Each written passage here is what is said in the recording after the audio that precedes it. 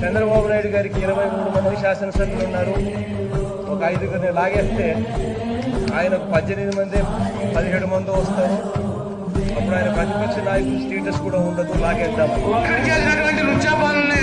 మరి ఆయన ఎందుకు ప్రగల్భాలు పలికినటువంటి మరి తొలినాయుడు గురించి ఎందుకు మాట్లాడే అధ్యక్షుడు ఊతకర్రలు ఉంటాయి కానీ పార్టీ నడపలేని వాళ్ళు చంద్రబాబు గారు చూస్తే నాకు ఒక్క మాట గుర్తొస్తుంది అధ్యక్షుడు.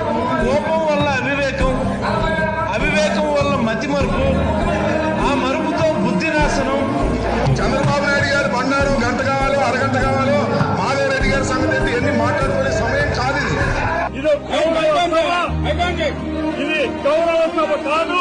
ఇలాంటి గౌరవ సభలో నేను ఉన్నానని ముఖ్యమంత్రి ఈ హౌస్ కోస్తాను తప్ప అదర్వైజ్ నాకు ఈ రాజకీయాలు అవసరం లేదు.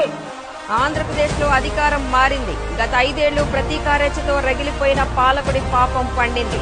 కూల్చివేతలతో మొదలైన పాలన కాలగర్భంలో కలిసిపోయింది. బటన్లు నొక్కడమే తన పని అంటూ బడాయిపోయిన బిడ్డకు ఓటర్లు ఎగ్జిట్ బటన్ నొక్కారు.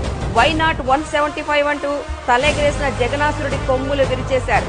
నీకిచ్చిన ఒక్క ఛాన్సు అయిపోయింది, వెళ్లవయ్యా వెళ్ళు అంటూ ఓటుతో తన్ని తరిమేశారు. వైకాపా ఏలుబడిలో అభివృద్ధికి ఆమడ దూరంలో నిలిచిన ఆంధ్రప్రదేశ్ ను చక్కదిద్దడం చంద్రబాబు వల్లే సాధ్యమని బలంగా నమ్మారు. తెలుగుదేశం, జనసేన, భాజపా కూటమిని నిండు మనసుతో ఆశీర్వదించారు.